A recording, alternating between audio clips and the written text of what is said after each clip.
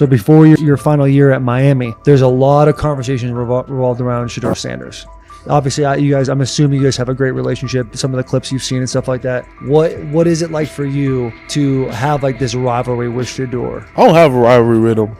That's my boy. So at the end of the day, this whole process, we thought me and him were going to be 1 and 2 the whole time. Whether he's 1, I'm 2. Whether I'm 1, he's 2. And so that's just always been, our mindset. It didn't go that way. I thought he was one of the better quarterbacks in the draft as well, even throughout college. A lot of stuff out there on him ain't really, the truth, just because they spin it different ways. Like they spin stuff about me different ways. But I mean, when he gets his chance, become a starter, I know he's gonna make the most of it. And I'm ready to get back to work with him, after the season, talk some more stuff to him. Cam Ward directly challenged the uneven standards applied to Shedeur Sanders, calling them inconsistent and unfair. By insisting that performance, not politics, guide evaluation, he shifted the discussion from one player to a league-wide problem. Sanders' treatment now serves as a test of how the NFL supports and evaluates emerging quarterbacks.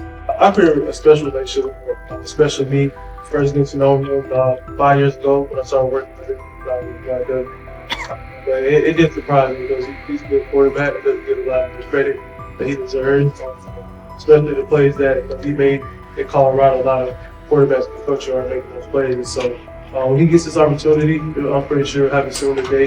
He'll make sure he'll make plays on the field. Cam Ward's public challenge to the treatment of Shedeur Sanders brought the issue into clear view. For months, discussion around Sanders has centered on his profile, major compensation, a prominent Nike deal, and the expectation to stabilize a struggling franchise. Rather than a standard evaluation of a top prospect, he has faced sustained skepticism from analysts, fans, and league voices. Ward's comments underscored that the standards being applied to Sanders diverge from those used with other rookies. By stating it directly, he did more than support another quarterback. He identified a broader problem in how the league responds to young players with significant visibility. The takeaway is direct. Assessments should reflect on-field performance and development, not external narratives. A generational talent. I'm gonna prove him right. I'm gonna prove him right, don't worry. Oh my gosh. An article came out today. I'm generational. So I guess it's article versus article. I like that you think that, man. But we all know the truth. What? Trav gonna be first? You generational, I'm legendary. That's cool. We can be legendary. Legendary, get their ass. We'll start going in like 5 minutes. Shedeur Sanders entered the league with more than a playbook. He brought a public brand, a family legacy, and expectations unusual for a first-year quarterback. Before his first regular season throw, he was already positioned at the center of attention. Rather than assess him on that reality and his on-field ability, many voices reduced him to marketing, treating visibility as proof of hype instead of performance. Cam Ward pushed back on that framing. His point was simple: judge Sanders by the same criteria applied to other rookies. With Sanders' resume, production, leadership, and composure, most first-year quarterbacks would be discussed as long-term cornerstones. The evaluation should be consistent, focused on development and results, not perception. This is the process with Shedeur, who I know is a buddy of yours, and how do you think both of you guys will end up doing in the league? I think we'll both end up being one of the best quarterbacks in the league. I just think the work that me and him are willing to put in, the relationship we have to constantly compete each and every day, to better our craft, for ourselves. I just think it's gonna end up paying off for us in the long run. Do you guys kid each other about who's going first, and how much does that matter to you? Yeah, we play around, we joke around with it. Really don't mean nothing. The draft pick will never mean anything.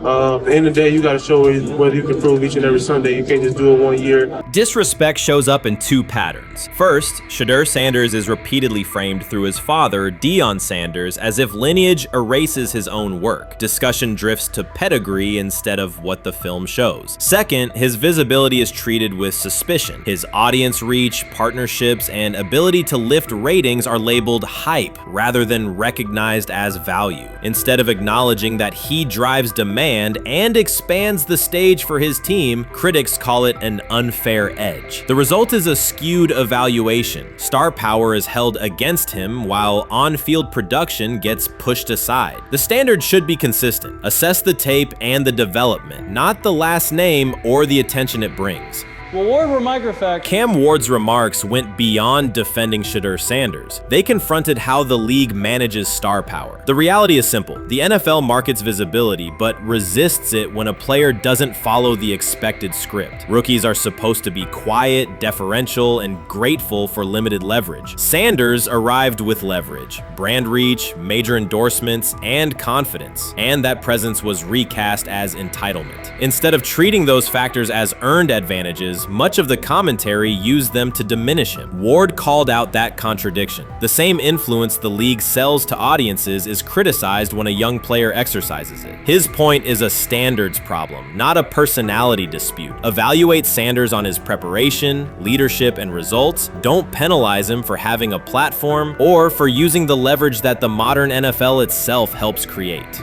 Now it sounds like the Cleveland Browns are going to all but imprison Shedeur Sanders in the football sense of a very talented rookie quarterback who obviously needs reps, who needs an opportunity, and who now, barring some miraculous luck, will not get the opportunity to play in a single real game. I'm sure many around the NFL are celebrating as we speak. They are chuckling about this. Many in the NFL wanted to teach Shedeur and his daddy. Cleveland became the center of the conversation. With Shedeur Sanders attached to a major Nike partnership, the expectation was straightforward. He should be given real game reps. The Browns instead leaned on Joe Flacco as the default choice, treating stability as the safer path while sidelining a quarterback with clear cultural and commercial pull. Each week Sanders didn't see the field, scrutiny grew. Commentary questioned the value of his contract environment and relevance, and fan debate shifted from development to doubt. That wasn't measured evaluation. It was a delay framed as prudence that eroded confidence in the process. Cam Ward reset the terms of the debate. He pointed to an uneven standard. When veterans or other young players secure significant endorsements, it's considered smart business. When Sanders does it at scale, it's recast as ego or hype. Even the scope of his off-field agreements became ammunition against him rather than evidence of market demand. Ward's position is simple. Use one standard. Assess Sanders on preparation, decision-making, and progression, not on discomfort with his platform. Treat visibility as an asset, not a disqualifier. The issue isn't attitude or branding, it's the consistency of the evaluation. Ward called it directly. The treatment has been unequal, and it should be corrected by aligning opportunity with performance criteria. Fans need to recognize there's not a team in the league he'd start for. Not one. That's not ridiculous, that's not unfair, that's not a vast conspiracy. Shedeur Sanders fans are Angel Reese fans. They're just fair weather fans who don't really give a fuck about the sport. Most of them are just Dion fucking groupies that followed him when he went to fucking Colorado, just like Angel Reese's fans had never watched basketball prior to her playing at LSU, and they followed her to the WNBA and don't know shit about the sport. That's it. Now Dion fucking groupies are running around acting like, oh, this is payback to his dad. The timing is pivotal. Shedeur Sanders isn't trying to blend into the league's background. He's shaping the agenda. He drives debate segments, fuels short-form highlights, and moves merchandise at a pace most rookies never approach. By the metrics that define modern attention, he is the draw. Yet, a segment of observers continues to undercut him, not because of shortcomings on tape, but because of discomfort with how prominent he already is. Cam Ward put words to what many could see. Coverage around Sanders has been filtered through reaction to his visibility, rather than a clear read of his performance and growth. The market has already weighed in. Demand is real, not manufactured. Nike's record-level rookie endorsement aligned with that reality, signaling long-term value and cultural reach. This exposes a core contradiction. The NFL depends on star power to sell tickets, fill stadiums, and boost ratings, but it resists stars who set terms on their own. Visibility is celebrated until a player exercises it. The fix is straightforward. Apply one standard. Evaluate Sanders on preparation, decision-making, and results, and treat his platform as the asset it is. If the league benefits from his presence, its evaluation practices should reflect that same same reality, consistently and without penalty for scale.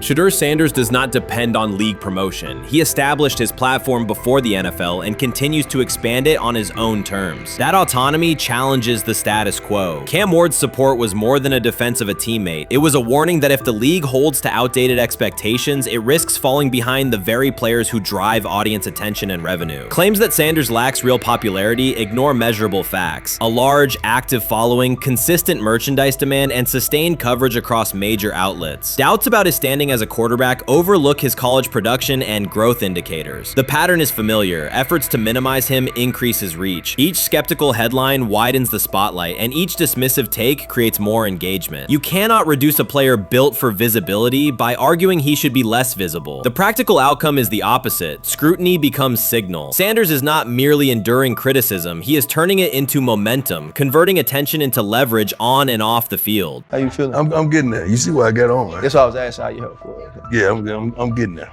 See? Brian, what they had to? I had blood clots. Okay. And they amputated, you know. But I work with it. Man. Yeah, I'm amputated. So I get that work on a couple times a day. Keep the blood circulating, blood flowing, but it's a new normal. And the best thing about here, we have a whole medical team on the second floor. Right. We have a whole medical floor, which is great. Deion Sanders is shaken, this time not by a hit on the field. In a sudden turn, Ryan Clark has uncovered a serious plot affecting Shedeur Sanders' NFL draft status, and the disclosure is reverberating across the sports community. What once looked like a simple scheduling delay may actually be a calculated effort to undermine Deion's son. The facts suggest intentional sabotage, a breach of trust, and repercussions that could be far-reaching. This is no routine football headline. It is personal, and Coach Prime did not see it coming.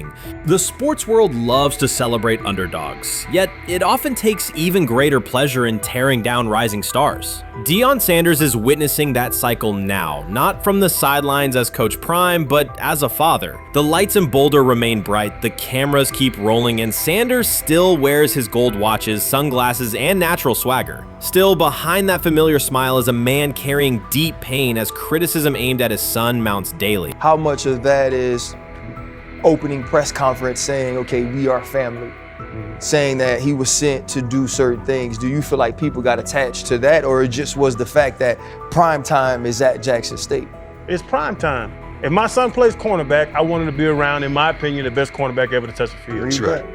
If my son played DN, I'd have to talk to you and tell me who's coaching the DNs. That's but right. I was sending my son to play for prime. His pain does not come from critics or losses, but from watching his son, Shedeur Sanders, get pulled into a system where politics outweigh performance. By every metric, arm strength, accuracy, field vision, Shedeur belonged in the top 3 of any NFL mock draft. Defensive coordinators who tried to unsettle him know he never flinches. He owns the unteachable leadership trait that turns strong prospects into franchise cornerstones. Then the narrative shifted. Draft boards that once placed him 2nd or 3rd slid him to 5th, then 12th, and eventually out of the 1st round on some lists. Analysts grew cautious, executives became vague. The statistics stayed strong, and the game film still proved his ability, yet the buzz evaporated. The abrupt silence felt deliberate and wrong. Former NFL safety and respected analyst Ryan Clark then delivered an unfiltered disclosure, not on a scheduled TV segment, but in an unscripted comment. He stated plainly that influential figures inside the league were not overlooking Shedeur Sanders. They were actively holding him back. The motive, Clark said, was political, and the real target was Deion Sanders, Hall of Famer, architect of Jackson State's resurgence, and the coach who turned a 1-11 Colorado program into a national headline. Deion's refusal to conform, wearing sunglasses indoors, dancing with players, speaking candidly, challenged an establishment that favors predictable images and rehearsed statements. According to Clark, that resistance to tradition was not forgotten. When Shedeur displayed the same mix of talent and confidence, concern spread through front offices and media circles. Questions about leadership style and attitude surfaced. Coded language for discomfort with a quarterback who mirrors his outspoken father. Clark's point was clear. The issue is not Shedeur's performance. If he had posted identical numbers at Ohio State or Alabama, endorsements and media specials would follow. Instead, interest cooled. because the Sanders family embodies a self-made identity the league cannot easily manage. Their visible pride and independent brand challenge a system that prizes control, and that threat, not football ability, is what Clark believes is suppressing Shedeur's draft stock. The 2025 NFL Draft was expected to be Shedeur Sanders' moment. Many projected him as a top 10 talent and a headline quarterback in one of the most discussed college football storylines in years. Instead of walking across the stage on the first night, he waited through 3 days without a call. There was no celebration, only silence. When the phone finally rang at pick no. 144 in the 5th round, it was the Cleveland Browns. With that selection, the financial outlook changed dramatically. The Sanders family believes this was not a typical draft slide, but the result of coordinated action. They are pursuing a $100 million lawsuit alleging collusion across parts of the league. In the months before the draft, Sanders was consistently discussed among the top quarterbacks in the class. Television and digital analysts praised his poise, accuracy, leadership, and command. Scouts highlighted a 74.1% completion rate, record-setting stretches at Colorado, and his rise from an HBCU star to a national figure. Consensus expectations placed him in the first round or early second. Draft night unfolded differently. As picks accumulated, there was little indication that his name would be called. The atmosphere at his private gathering shifted from anticipation to doubt. When the Browns selected him late on day 3, projections for his first contract dropped from an estimated range in the mid-$30 million to approximately $4.6 million, with corresponding reductions in likely endorsements and long-term positioning. According to Deion Sanders and others close to the family, this was not about performance, injury, or conduct. They argue it was coordinated. Attorneys were contacted immediately. The allegation is straightforward. Sanders' value was suppressed intentionally. The family's position is that this was a calculated decision within parts of the league, not an isolated set of evaluations. The legal claims focus on communications that, if authenticated, could be significant. Internal emails, text messages, and owner-to-owner conversations. The family's representatives contend that these materials show a deliberate effort to avoid drafting Sanders in early rounds based on perceived image concerns rather than football merit. One message reportedly under review framed the decision in branding terms. Drafting Shedeur would mean inheriting the Prime brand. The complaint asserts that this view led some teams to discourage others from selecting him unless necessary, not for film-based reasons, but to avoid perceived attention and external pressure tied to his family's profile. A related thread involves speculation about team fit and willingness to play for certain franchises. Past public comments by Deion Sanders were interpreted by some as signals of an Eli Manning scenario. The family's view is that these were strategic statements, not ultimatums. They argue that rather than engage in discussion, teams chose a passive approach, no direct rebuttal, reduced contact, and a collective reluctance to invest a premium pick. If phone records and written communications corroborate coordination, these items could become central exhibits. Media tone shifted as the draft neared. Coverage that had emphasized production and leadership began highlighting intangibles, interviews, and perceived coachability. Anonymous sourcing appeared in multiple outlets, with claims that Sanders skipped combine drills out of arrogance, bristled at film critique, or told one club, "Maybe I'm not the guy for you," after a tense session. A widely cited line, "Nobody wants a celebrity backup quarterback," was voiced by Colin Cowherd and circulated as shorthand for risk. The Sanders legal position is that these narratives did not arise organically, but reflected a coordinated leak pattern that undermined his market value. The family's contention is that this was primarily about control and compliance rather than football ability. They point out that Sanders did not fail a drug test, was not suspended, and did not produce poor athletic testing. His college resume included elite stretches and significant program elevation at 2 stops. The legal claim asserts that the league's power structure resisted a high-profile player aligned with a high-profile parent coach and an independent media presence. The allegation is that teams sought to avoid the perceived complexity that would come with selecting him early. The financial impact is a core component of the damages claim. Had Sanders been selected late first or early second round, projected 4-year compensation would likely have fallen between $30 to $35 million, with immediate access to higher tier endorsement opportunities and the brand leverage that accompanies a franchise quarterback designation. As a 5th round pick, the initial contract value is a fraction of that total, and associated off-field opportunities are typically narrower. The suit reportedly seeks not only lost salary, but also the broader economic value linked to draft position, sponsorships, licensing, and the visibility that accelerates an early career trajectory. The filing's scope, as described by sources close to the family, extends beyond the league office. It may involve media outlets, scouting firms, and specific executives if discovery shows coordination or materially false statements that affected value. The argument is that the draft slide harmed not only Shedeur, but also the broader Sanders brand, affecting perceptions of Deion Sanders as a recruiter, coach, and public figure. The family's view is that narrative construction around brand risk and celebrity backup produced a measurable economic and reputational loss. If a court authorizes discovery, the process would likely compel emails, internal draft notes, and message archives from teams and third-party intermediaries. Subpoenas could be served on media organizations for sourcing records related to anonymous quotes. That level of transparency would be unusual and could reveal how information flows during pre-draft periods. The legal theory moves beyond a single player's evaluation to the draft's integrity, whether owners or executives acted in concert to reduce a prospect's value for reasons unrelated to football performance.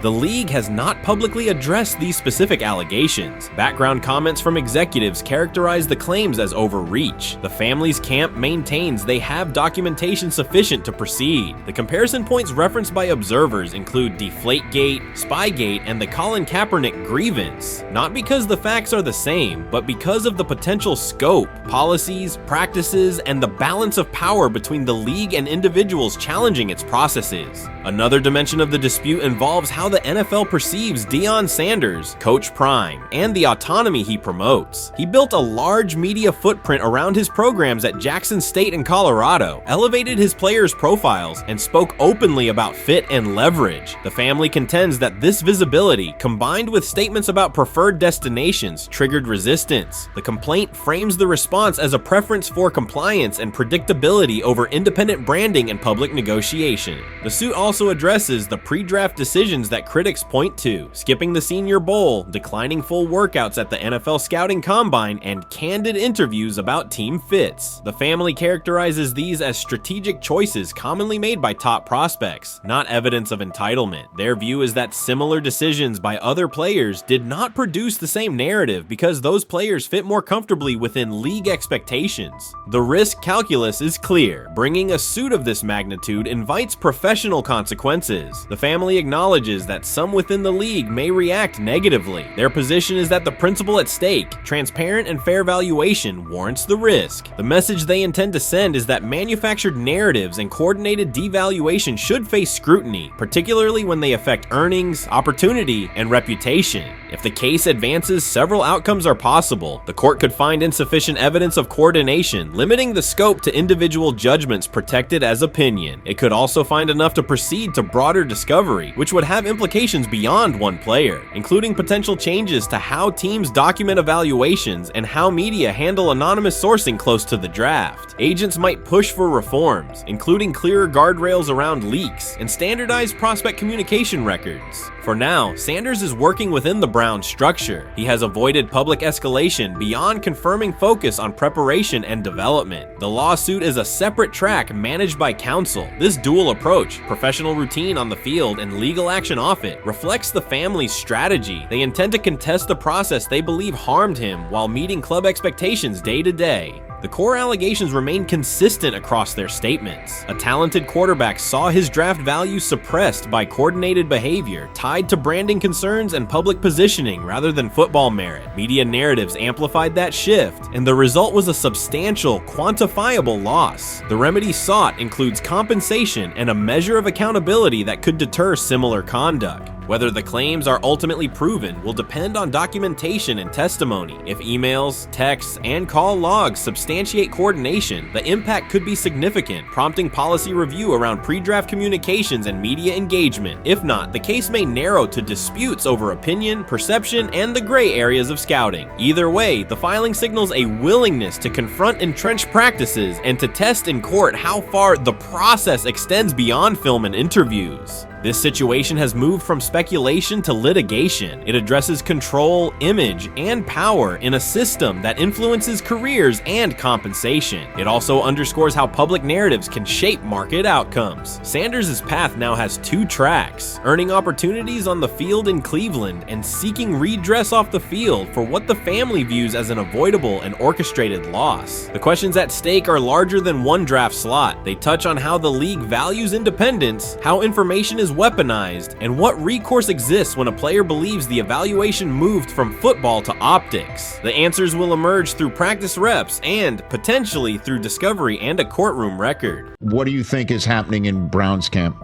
What do you think is going to happen there? Before I let you go, Lewis. You know, I think it really does all depend on how Kevin is able to, as it relates to Shedeur, work him in enough. Well, one, Shedeur has to earn the right for Kevin and the staff to have discussions about, hey, we got to get him more reps with the 1s and 2s. We got to get him more reps with the 1s and 2s when we're going team period, not just walk through or not just 7-on-7 team. Louis Riddick reacted sharply on air after viewing practice footage from the Cleveland Browns. The clip showed quarterback Shedeur Sanders executing a string of precise throws while the Browns head coach watched with a broad smile. Riddick questioned whether the session was focused on evaluation or celebration, arguing that visible enthusiasm from the staff could cloud objective assessment of a rookie's progress. Earlier in the segment, Riddick's tone had been measured once the Sanders highlights appeared. He criticized the perception that a routine practice was being treated like a marquee event. He stressed that coaching reactions should remain subdued until performance translates into game situations. Riddick concluded by calling for accountability and asking the Browns to clarify how they plan to manage expectations for Shedeur Sanders as training camp continues. Couldn't imagine me myself saying, hey, you know what? As someone who has been at the very bottom to try and ascend to like some level of success, I could never imagine going, you know what would be really cool?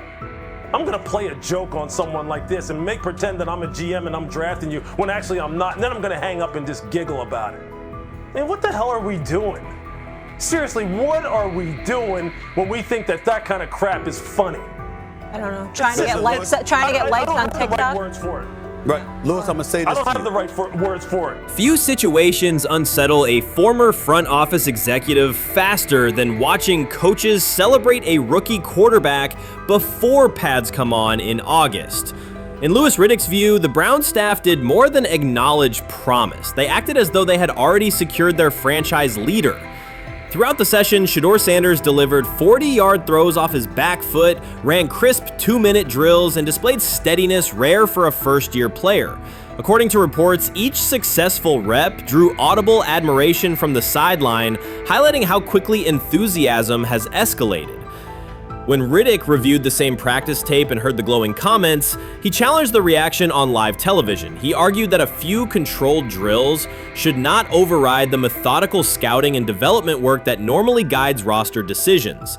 Riddick's criticism focused less on Sanders' talent than on the evaluation process. He warned that comparing a prospect to established stars or joking about renaming the stadium creates pressure before the player has taken an NFL hit, faced a disguised coverage, or logged a preseason snap. Praising potential is acceptable, he said, but anointing a savior in July risks repeating the organization's history of premature quarterback expectations. Sanders brings confidence shaped by his father's legacy and his own disciplined preparation, yet Riddick insists that progress must be confirmed over time. He urged the Browns to temper public excitement, follow a structured development plan, and reserve celebratory reactions for on-field results that matter. Regular season production under live pressure, not highlight clips from a midsummer workout. He has to earn that. Kevin has to figure out a way to do that. So then you can reasonably assess what you have in him compared to Dylan Gabriel, compared to Kenny, compared to Joe Flacco. If you don't, then the conversation surrounding him is going to continue to be what it's been, which is, but for some people, he was overhyped all along. He's not that great of an athlete, doesn't have a big enough arm. There's a reason why he was a 5th round pick, blah, blah, blah, which I don't believe. I believe if he is given enough reps, earns enough reps, and then is given enough reps in meaningful situations, He can throw the ball just as good as Joe, if not better, just as good as Kenny, if not better, just as good as Dylan Gabriel. Not. After more than 2 decades in personnel and broadcast analysis, Louis Riddick was dismayed to see a franchise bypass basic evaluation standards after only a series of eye-catching minicamp throws. Reviewing practice footage from Cleveland, he observed Shedeur Sanders drilling 40-yard passes against uncovered receivers and running 2-minute sequences with poise. In Riddick's view, those reps, conducted without pads, contact, or a disguised rush, show arm talent but reveal little about how a rookie handles game pressure. Riddick said the Browns' reaction drifted from objective assessment to outright admiration. Multiple reports indicated coaches were sketching new concepts for Sanders during dinner and referring to dedicated Shedeur packages well before a padded practice. Even the veterans in the quarterback room showed no visible alarm, a sign that staff excitement had already reset the internal depth chart conversation. The analyst emphasized that his concern is not Sanders' skill set. He acknowledged the quarterback's arm strength, footwork, and composure, but rather how quickly the club appears willing to declare him its long-term answer. Riddick cited several past prospects who received similar midsummer acclaim only to stall once real competition began. Given Cleveland's long history of quarterback turnover, he argued the organization should focus on incremental milestones, processing post-snap reads, surviving live pass rushes, and rebounding from mistakes on Sunday afternoons. Riddick urged the Browns to temper expectations and follow a structured development plan so Shedeur Sanders can progress without undue pressure. One coach reportedly admitted he replayed Tuesday's scrimmage film so often that he lost sleep, an anecdote Riddick offered as proof that enthusiasm is already outpacing reality. All asking now is what is going on with Shedeur Sanders, and so the floor is yours. Maybe you can make sense of this free fall with what was at one point the top-rated quarterback in this draft class. Yeah, Shay, I think at this point in time, this really isn't a football discussion any longer. This is a personal discussion. This is about it's a fit discussion. It's whether or not teams are just comfortable with everything that comes along with Shedeur in terms of who he is as a person, all the people that are surrounding him in terms of his inner circle, and whether or not teams deem that to be something that they're comfortable with. Right or wrong, that's the only conclusion you can really come to at this point. Louis Riddick voiced an escalating concern during the segment. Having witnessed numerous quarterback setbacks in his career, he worries another may be forming, not because Shedeur Sanders lacks talent, but because the praise around him is growing without restraint. Sanders has simply attended practice, delivered accurate passes, led the huddle, and shown the composure expected of an NFL player. Riddick fears the Browns' reaction, treating routine drills as proof of long-term success, risks setting premature expectations. He cautioned that the organization seems ready to celebrate a franchise savior before Sanders has taken a competitive snap, noting that such early adulation has derailed promising prospects in the past and could impede Sanders' measured development.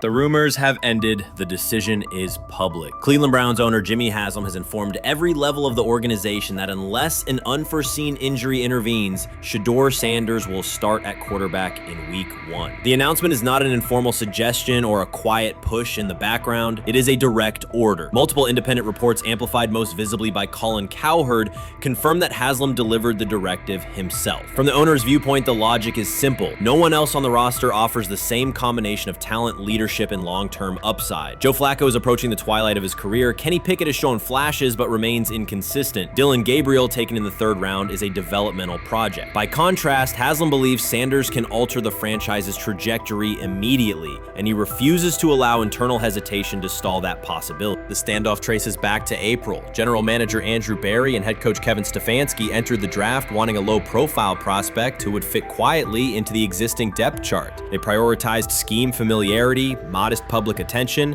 and a clear developmental timeline. When the board lined up, they reached for Gabriel in round 3, reasoning that an early investment would justify keeping a rookie on ice behind the veterans. But Sanders continued to slide, first through day 2, then deep into round 5. Haslam watched the names come off the board, convinced the league's bias against Deion Sanders' outspoken son was obscuring legitimate first-round talent. When Cleveland's 5th-round pick arrived and Sanders was still available, Haslam intervened. He did more than approve the choice, he overrode the original plan, making it clear that the organization would select Sanders and give him every chance to compete. From that moment on, the Browns' internal narrative splintered into 2 camps. those ready to accelerate around their owner's vision, and those still trying to protect their original approach. Once rookie minicamp began, Sanders erased much of the speculation. He commanded huddles, processed coverages quickly, and delivered throws with anticipation that belied his draft slot. Teammates noted his willingness to accept blame for missed timing, then correct the error without dramatics. While Flacco and Pickett split most first-team reps, Sanders treated limited opportunities as full-speed auditions. During organized team activities, he identified blitz looks, redirected protections, and consistently found his second read when the primary route was covered. More than one defensive veteran told local reporters that Sanders looks like the best arm in the building. That assessment forced Barry and Stefanski to reevaluate their timetable. They could no longer label Sanders a long-term project without contradicting on-field evidence. Drafting Gabriel 2 rounds earlier had provided the staff an excuse to slow roll Sanders' ascent. Coaches could point to investment cost, meeting room familiarity, and installation comfort to justify Gabriel's snap share. Yet each practice rep in which Sanders outperformed the third rounder weakened that shield. Behind closed doors, position coaches began requesting more Sanders film for cut-ups, and offensive assistants quietly shifted meeting questions toward concepts the rookie already executed well. By mid-June, Barry himself started describing Sanders not as a developmental asset, but as a competitive option.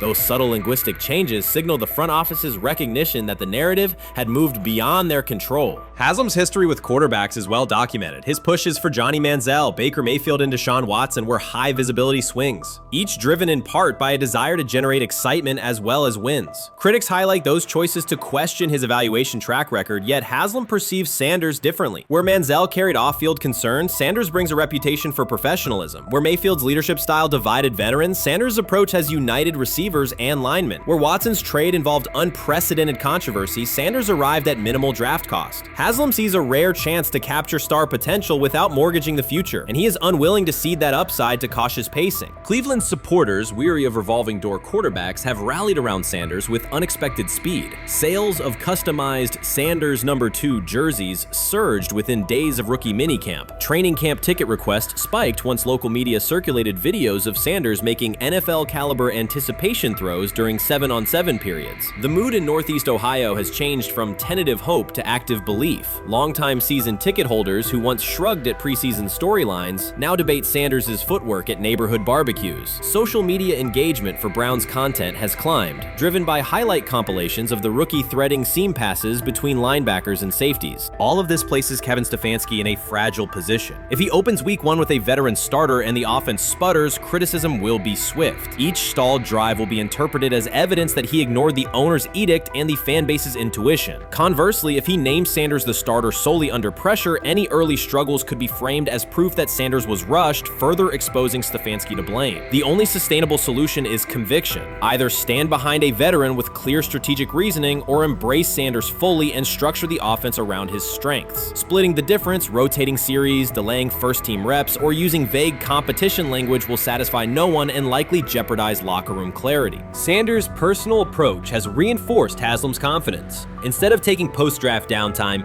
he traveled to Texas to train in full Browns gear at facilities near his father's home. The leaked clip of Sanders executing footwork drills in helmet and pads wasn't a marketing ploy. It was a glimpse into a quarterback visualizing Week 1 live. Team personnel who viewed the footage recognized purposeful rehearsal, cadence calls, pocket movement against simulated pressure, and follow-through adjustments based on imagined rush lanes. Observers asked why a rookie would conduct such intense solo sessions in May. The answer is straightforward. Sanders does not view himself as a developmental pick. He considers himself the starting quarterback of the Cleveland Browns and prepares accordingly.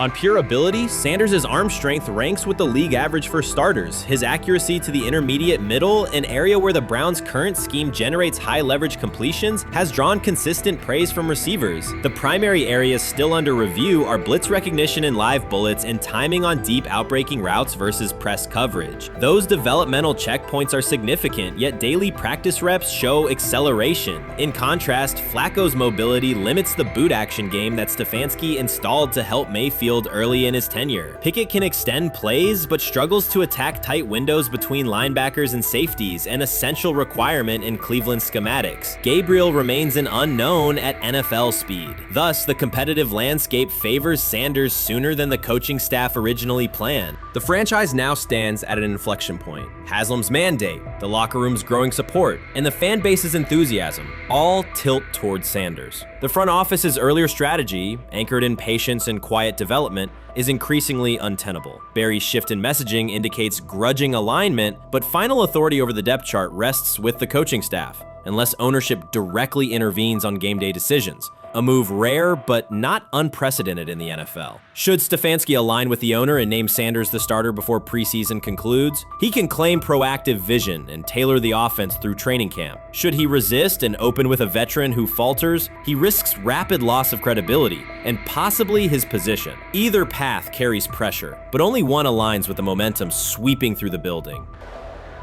For 2 decades, the Browns have cycled quarterbacks without securing a stable star. Each new hope, whether draft pick or trade acquisition, has collapsed under injuries, inconsistency, or organizational disarray. The possibility that Sanders could finally anchor the position is not merely a football storyline. It is a potential cultural reset for a fan base defined by resilience. Haslam's insistence reflects that awareness. Cleveland needs a leader who can win on Sundays and project confidence every other day of the week. Sanders has shown he can shoulder expectations without retreating from scrutiny. That trait, more than arm talent alone, is why the owner views him as indispensable. Voluntary workouts transition to mandatory minicamp next week. If Sanders receives a substantial share of first-team snaps, observers will interpret it as the staff's acknowledgement that the competition is tilting decisively. A public declaration may not follow immediately, but every rep allocation is a signal. If, however, the staff continues funneling most top unit snaps to Flacco or Pickett, tension will escalate. Local media will question the evaluation process. National analysts will debate the merits of letting a rookie learn through live action versus controlled practice. Inside the facility, players will recognize any disconnect between performance and opportunity, and unity could fray. The Browns have reached a decisive moment. Shedeur Sanders has demonstrated the skill, poise, and work ethic to justify starting in week 1. Jimmy Haslam has publicly positioned him as the future, and by implication the present, of the franchise. Kevin Stefanski and Andrew Berry must either endorse that vision or brace for the consequences of delaying it. For Cleveland fans, the significance is clear. A legitimate chance to exit the cycle of quarterback uncertainty and rally behind a signal caller capable of commanding the field and galvanizing the city. Whether that opportunity is seized promptly or postponed will define the Browns' 2025 season and likely the tenure of the decision makers involved. Shedeur Sanders doesn't ask for excuses. He hasn't blamed limited reps, patched together receiver groups, or fourth-string offensive linemen struggling against Cleveland's second-team defense.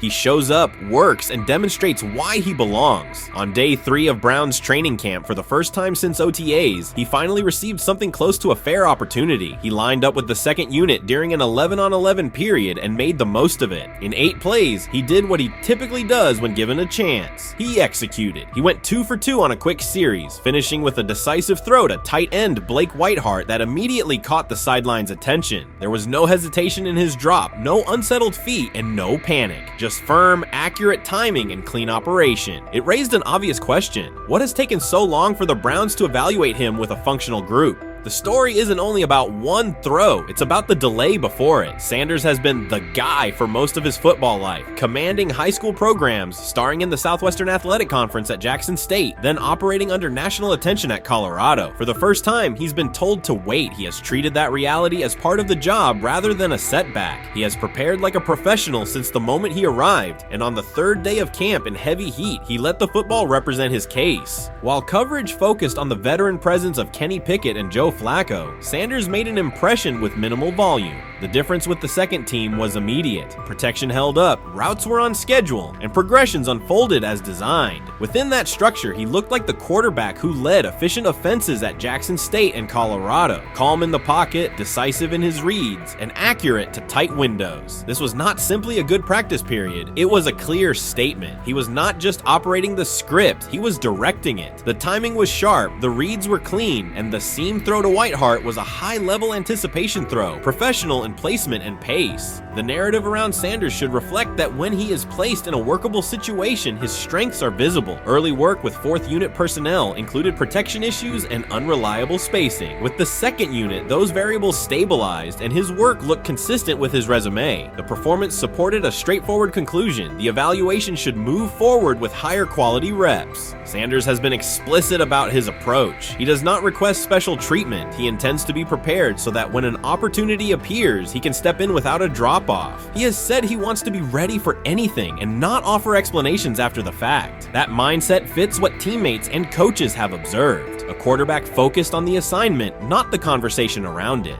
The conditions were demanding: relentless sun, heavy humidity, and a practice tempo that stressed decision-making. Many players fatigued as the session wore on. Sanders did not show signs of rushing reads or forcing the ball. He managed the pocket, reset his base when necessary, and continued to deliver on time. The path he has taken, HBCU starter in the SWAC, then Power 5 starter under constant attention, has prepared him for compressed evaluation windows. He has been under scrutiny for years. The heat did not change his process. He moved defenders with his eyes, anticipated breaks, and stepped into throws with balance. The crowd was not chanting his name, and there were no ovations. That was irrelevant to the task. He is focused on the locker room and the staff, and he is building credibility the same way he did at previous stops, by being reliable when the ball is snapped. Quarterbacks coach Bill Musgrave has emphasized ignoring external noise and keeping attention on install, footwork, and timing. Sanders is familiar with the dynamic. He has been followed by cameras and commentary since his early teens. He has experience living with attention and still adhering to routine. Under heat, with a narrow set of snaps and multiple decision points, he stayed composed and effective.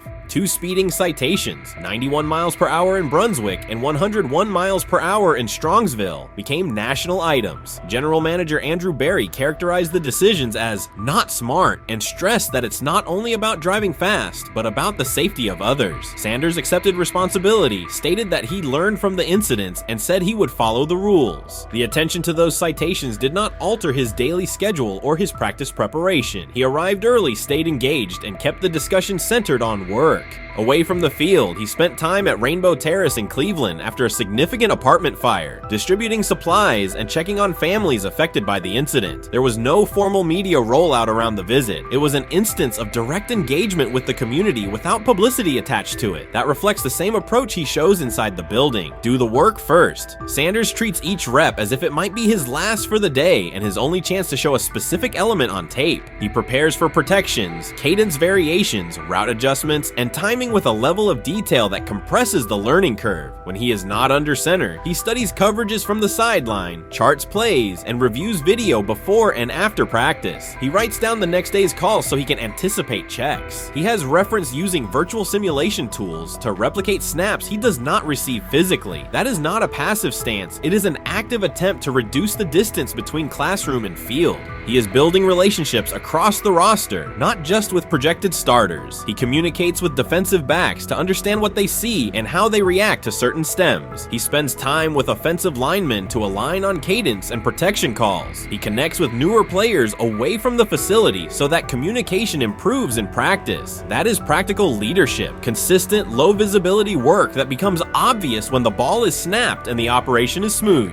3 days into camp, a central question remains. Why hasn't he taken a first-team rep? Flacco has seen work. Pickett has seen work. Dylan Gabriel has been cycled in. Sanders has remained behind all 3 on the depth chart while producing efficient periods when provided stable support. Head coach Kevin Stefanski has not publicly detailed the plan for distributing first-team snaps among the quarterbacks. When asked, Sanders answered that it is not his place to comment on rotation decisions. That response aligns with his day-to-day conduct, respectful, professional, and centered on the next assignment. The staff is managing a room with a Super Bowl MVP, a former first-round pick, multiple rookies, and a new set of combinations on the offensive line. That creates a set of decisions about exposure, pacing, and evaluation windows. Within that context, Sanders has presented a clear case for additional evaluation. He has shown he can execute the offense as designed when the variables are standard. Musgrave has a long-standing connection with the Sanders family through his time as a teammate of Deion Sanders in San Francisco. That familiarity supports direct communication. It does not guarantee anything about the depth chart, but it does help streamline teaching, feedback, and expectation setting. Inside the defensive back room, veterans such as Denzel Ward have provided perspective on timing, leverage, and eye discipline that Sanders has incorporated into his preparation.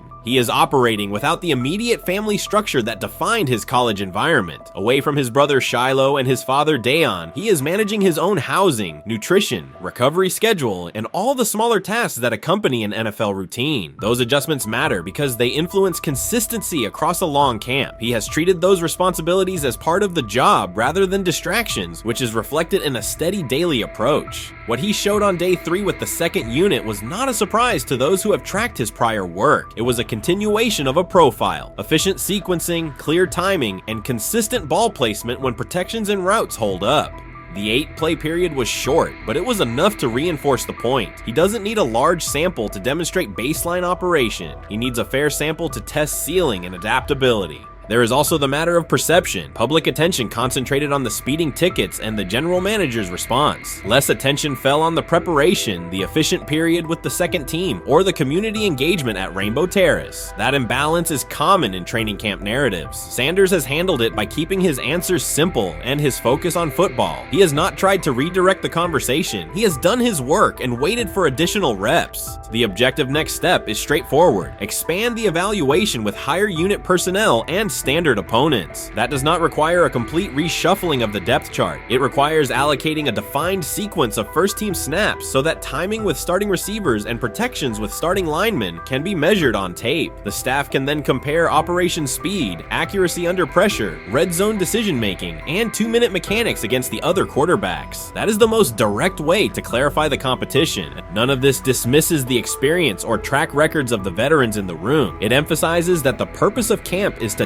test assumptions with current performance. Sanders has provided enough evidence with the second unit to justify a broader look. He has shown that the pace of his feet matches the pace of his eyes, that he can hold safeties with his shoulders, and that he can drive intermediate throws without float. He has also shown discipline to take the clean completion rather than force the vertical shot when leverage dictates otherwise. Every day, he has addressed the controllable items: meetings, note-taking, install recall, cadence management, and post-practice review. He has not asked for public guarantees. He has asked for an opportunity to compete on comparable terms. The 8-play sequence with the second unit was a small but clear example of what he can do when those terms exist. The staff's communications have been measured. Stefanski has not laid out a schedule for first-team rotations publicly. Barry addressed the speeding incidents directly and emphasized standards for decision-making off the field. Sanders accepted the criticism, adjusted his behavior, and moved forward. Those are the relevant facts. What remains is a football evaluation that can only be completed by giving him snaps with the top group and measuring the results. If that evaluation occurs and he performs at the level he showed with the second unit, the conversation will shift from potential to placement. If it does not occur, the question will persist through camp. Why not test the full picture? Sanders has built a case based on preparation, poise, and execution. He has demonstrated leadership by building relationships across the roster. He has shown maturity in handling external issues directly and moving on. He has given the staff reasons, on the field and in the building, to continue the process.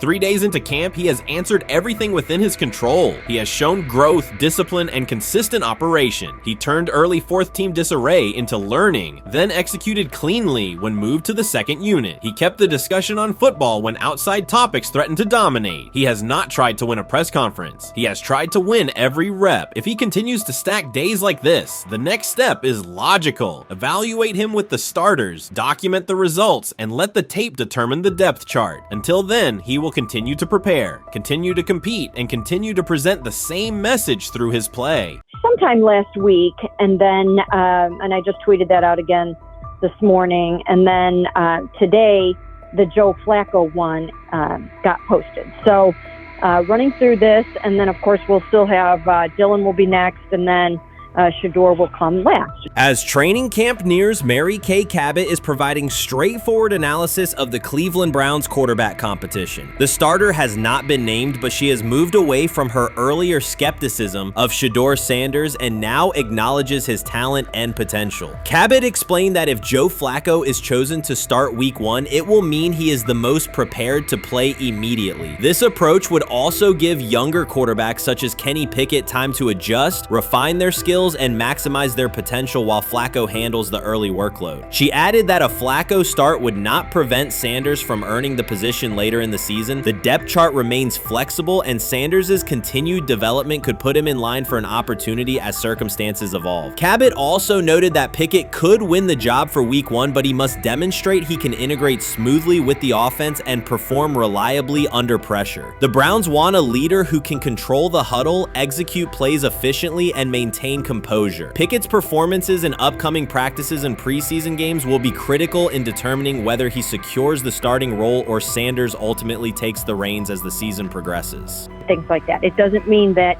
that Kenny can't swoop in there and steal that job by them, but he's really going to have to show that he has a complete mastery of this scheme and this system, and that they don't have to dial it back a lot to put him in there. So these will be some considerations, and I do think that that as the preseason goes along, it will become evident.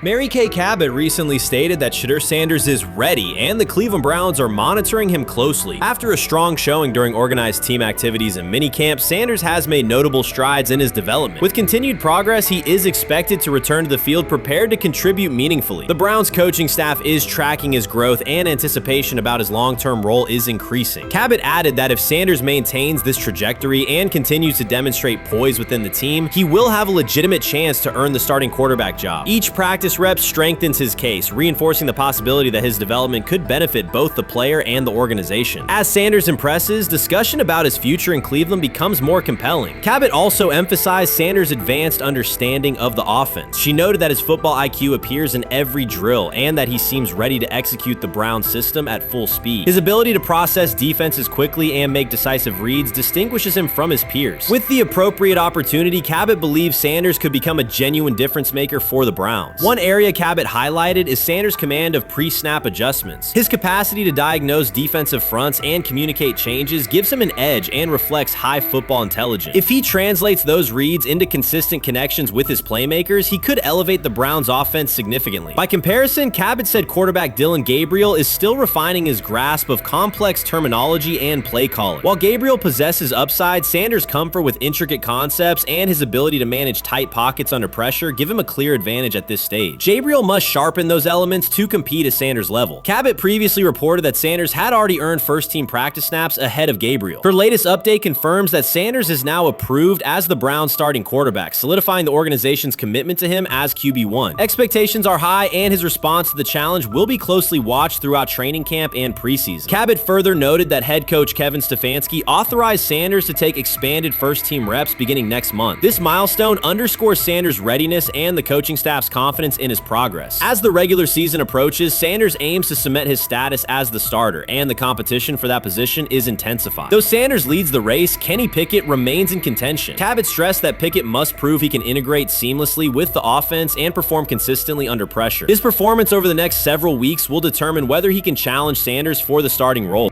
With both quarterbacks vying for the top spot, the Browns' Week 1 starter will be one of the most scrutinized decisions of the upcoming season. For now, Cabot's reporting underscores Sanders' rapid ascent, strong football intellect, and growing command of the offense, qualities that position him well to lead Cleveland's offense when the opportunity arrives. They say training camp decides depth charts, but Shedeur Sanders began fighting for his job long before he will step inside the Browns facility. While most first-year players squeezed in one last vacation, he slipped onto a private field in Texas, strapped on Cleveland's helmet and shoulder pads, pulled a fresh number 2 jersey over his chest, and started rifling timing routes as if it were the opening drive of Week 1. No cameras, no hype track, no product placement, just sweat, cadence, and ball placement. A rookie does not rehearse in full game gear unless he already envisions himself commanding the huddle. Plenty of observers shrug that clip off. They insist the 5th rounder, quote, isn't ready, cling to depth chart conventions, or whisper that the name across his shoulders did most of the talking on draft day. Maybe it is the Deion connection, maybe it is a preference for prospects who blend quietly into the background, or maybe the league's gatekeepers fear the possibility that the kid is better than the quarterbacks they have spent months promoting. Whatever the motive, the countdown has started, and video rarely lies. Shedeur Sanders is not preparing to arrive. He is preparing to lead. Footage of a 22-year-old quarterback running live reps in July should dominate highlight loops, but it barely registers on national outlets. Why? It ruins the tidy narrative. The easy storyline paints Shedeur as a pampered legacy prospect banking on his father's fame, yet the tape shows something different. different. A rookie drenched in afternoon heat, drilling footwork, calling protections, and imagining cover 2 rotation before the first official meeting ever takes place. Elite mental prep looks boring on social feeds. It looks devastating when the season starts. Walk into Cleveland's quarterback room and you step into politics, not simply competition. Joe Flacco, a Super Bowl MVP in decline, carries institutional trust. Kenny Pickett, rescued from Pittsburgh's reset, carries hometown intrigue. Dylan Gabriel, the third-round system fit, carries draft capital the staff must justify. And then there's Shedeur, the lightning rod whose presence alone spotlights every bias in the evaluation process. Coaches frame it neatly. Rookies must wait their turn. The truth is less polite. Practice snaps are currency. Perception is elastic, and early allocations already favor Pickett and Flacco. It is the oldest playbook in the league. Lock vets into the headline roles before pads even crack. Then let repetition shape reality. Sanders refuses to cooperate. He is not a fourth-string camp arm. He has engineered game-winning drives under national scrutiny, operated against live blitz looks most prospects never face, and more than any quarterback in the room, documented his own offseason obsession. No social media rollout, no brand consultant, just pads, cleats, and an unlit practice field. If his last name were Smith, pundits would label him the sleeper of camp. Instead, politics trails every throw. Training camp rotations expose organizational intent. Beat writer Fred Greetham already reports that Pickett and Flacco will open with first-team reps when veterans report July 23rd. Gabriel grabs the developmental snaps, leaving Sanders the leftovers. That isn't performance-based, it's narrative-safe. Gabriel doesn't threaten hierarchy, Sanders bends gravity. Watch the details. Does Shedeur steal 11-on-11 snaps with the twos? Does he run red zone installs or 2-minute drills? If he does, coaches are admitting he is forcing his way in. If he doesn't, they are postponing the inevitable. Either way, the private field reps have sharpened his timing and condensed his release. He is not hoping for an opportunity, he is prepared to seize one the instant it appears. Cleveland's joint practices amplify that tension. First come live periods against the Panthers, then sessions with the champion Eagles. Those reps belong to the starters, so Flacco and Pickett will absorb most of Carolina's disguised pressure and Philadelphia's exotic fronts. Sanders' proving ground will be the preseason opener on August 8th. Under the stadium lights, he will get entire series, real reads, pockets collapsing for real. If his command mirrors the footage from Texas, coaches will have to answer why he never saw earlier work. Reps are scarce. 10 padded practices separate veteran arrival from game 1. Even an even split, something that never happens, would hardly suffice. Instead, the staff will funnel snaps toward the comfortable choices. That strategy can bury a rookie, but it can also spark an eruption when limited opportunities turn into highlight drives. One flawless touchdown march in the second half of a preseason game, and the dog pound will chant his name. Then the staff's narrative control evaporates. Criticism of Sanders has never matched the scrutiny applied to his peers. Analysts nitpick a ball pat, a foot angle, a pump fake, Pickett's inconsistency, Flacco's diminishing velocity, Gabriel's college system crutches. Discuss politely, if at all. With Shedeur, the critiques arrive as coded doubts. Does he rely on the family brand? Is he coachable? Can he stay humble? That double standard is as old as the league's resistance to outspoken black quarterbacks. Add Deion's unapologetic persona, and each Sanders rep becomes a referendum on establishment comfort levels. Shedeur answers not with rebuttals, but with work. Work captured in silent footage more deafening than any debate show monologue. Quarterback drama masks broader roster cracks. The Browns receiver group is crowded yet unproven. The safety room failed to create turnovers a year ago. Interior defensive linemen are still rehabbing, and the offensive line must retool on the fly. Which quarterback can navigate that turbulence? Flacco's pocket mobility is limited. Pickett's confidence remains fragile. Gabriel is months away from processing NFL disguises. Sanders, forged by perpetual doubt, offers poise under chaos and meticulous preparation, a combination this franchise has lacked since, well, almost forever. Forget politics, depth chart etiquette, and recycled sound bites about developmental timelines. The only metric that counts now is who did the work. Sanders pounding through full gear scripts in late June is not vanity, it's vision. While the league sleeps, he refines his drop steps. While media speculate, he rehearses third down checks. He has already decided what he is. The organization must decide if it can recognize it in time. The preseason will provide the answer. Live bullets, real blitzes, stadium noise. When those throws leave his hand under pressure, no one will discuss ball pats or surnames. They will ask how a quarterback this prepared slipped to round 5. And if the performance matches the preparation, excuses about lack of reps will dissolve. It will be production against perception, and Shedeur Sanders has been producing where no one could see. Ready is the wrong word. He has been ready.